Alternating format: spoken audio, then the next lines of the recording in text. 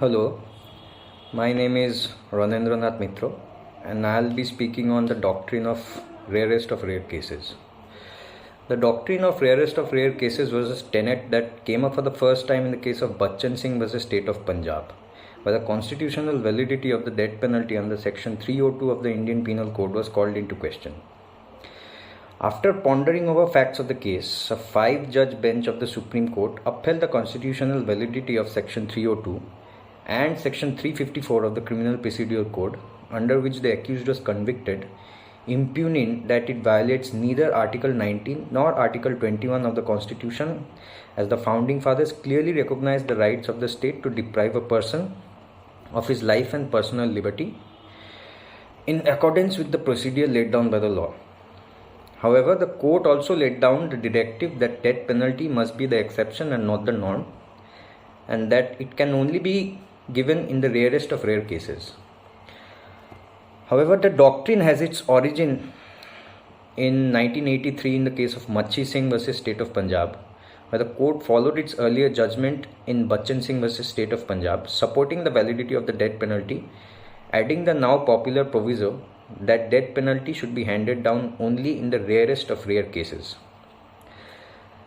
Now, the Supreme Court of India, although never having defined what it meant by the term rarest of rare case, has through subsequent judgments set up a guideline as to judge what makes a case such that it falls into the category of rarest of rare case.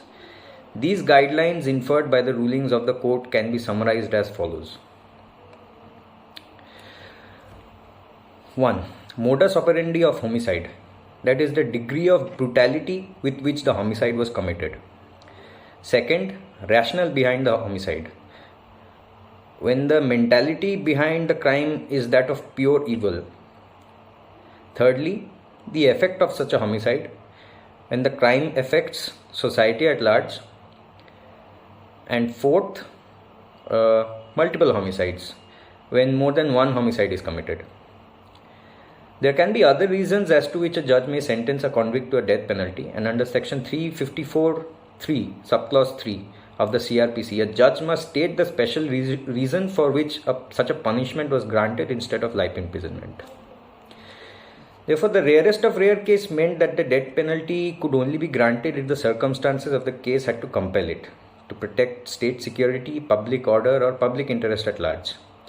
However, there have been several rulings by the Supreme Court where it had in itself contradicted its own guidelines, such as Santosh Kumar Singh versus Union Territory of Delhi, where the Supreme Court reduced the punishment from the death penalty to life imprisonment, even though the nature of the crime fit that of rarest of rare case.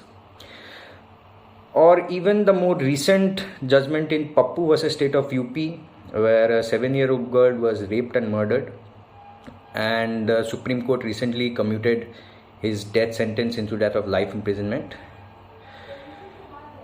And further, even though the apex court had held that the brutal murder of a minor girl after rape was a crime which was rarest of rare, in Kumudilal versus State of UP, this is a much older case which involved the rape and murder of a 14-year-old girl, the Supreme Court refused to uphold the death sentence awarded to the accused by a lower court.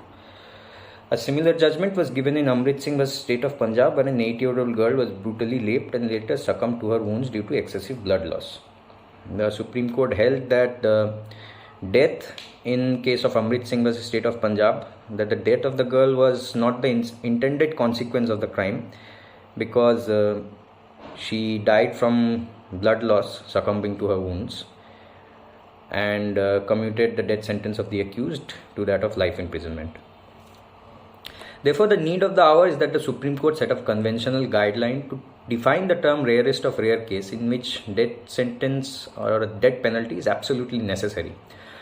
However, it must also be kept in mind that convicts are people too, and capital punishment must be granted only when it is established that there is no scope for reformation. Further, it must be kept in mind that capital punishment must act as a deterrence to the crime and therefore must be awarded with respect to the magnitude of the crime committed. Thank you.